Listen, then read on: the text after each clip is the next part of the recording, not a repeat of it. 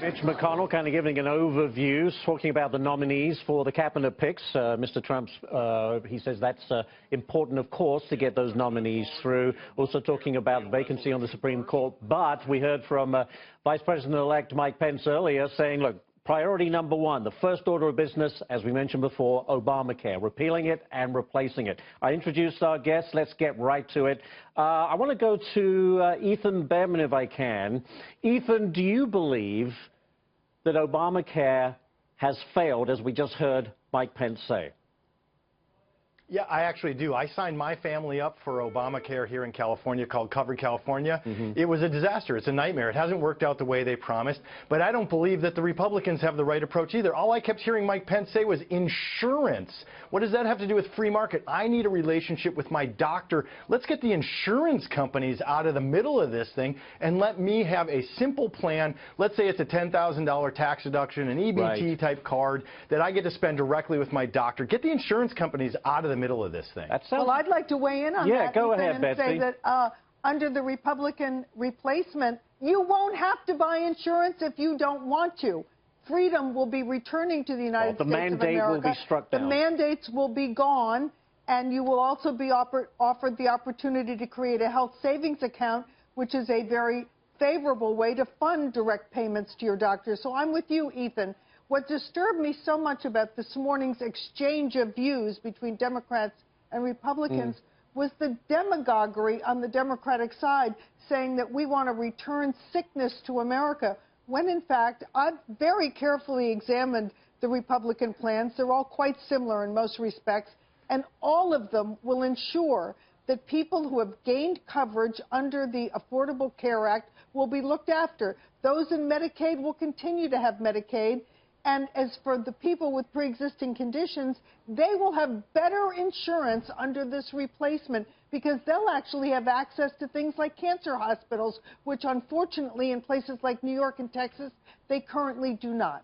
Let me bring in Joe. You know, Mike Pence mentioned that I think he said the deductible on the bronze plan was $12,000. And Paul Ryan said earlier today, it's gotten to the point with this current system where it feels like you don't have health insurance at all because the premiums have gone up ridiculously high, and those with deductibles, a good point. You might as well not have insurance, right? Look, it doesn't matter what we think. You got a great panel here. The American people have had to live with this thing. Yes. They're living with the reality of it, and it sucks, as you said. And Obamacare is really unique if you think about it. It was unpopular when it was passed, and it's more unpopular today. Now, why the hell is that? That's because the American people, as you said, have had to live with these premium increases, live with these deductibles, live with, we don't talk about this much, doctors are leaving the profession. This thing is a disaster that was shoved down our throats, and the Republicans are right to get rid of it as soon as they can. They are wrong to delay replacing it. They should replace it right away. First, because insurers are going to head for the exits, responding to the uncertainty of the marketplace.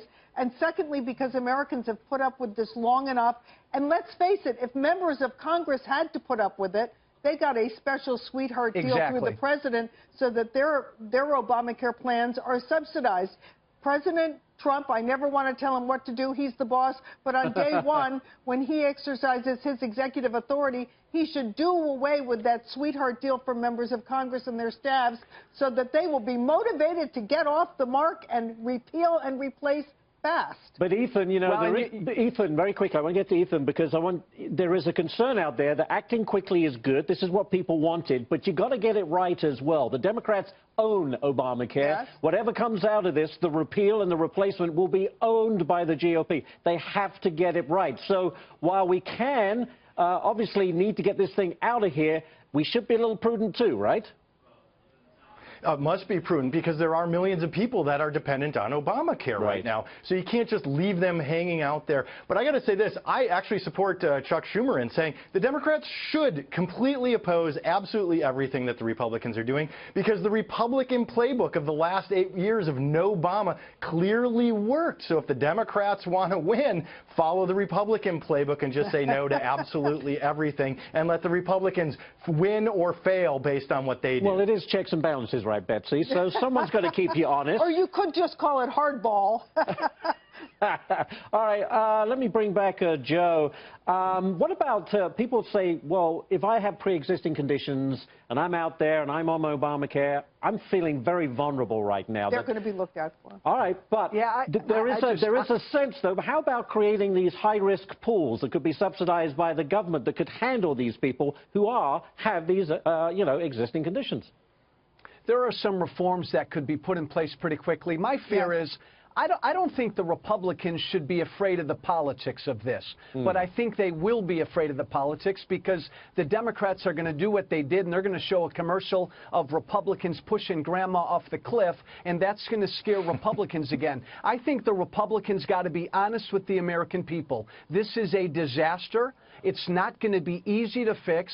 There's going to be some pain, but we're going to do it right. And I'm with your other guests. Don't delay. I mean, get into the replacement right away. Get on it. Yes. And that can be done, Betsy? Let me just point out, yes, at the high-risk pools, that innovation can be pushed through very quickly. And when it is, you will see premiums in the individual market decline by as much as 50%.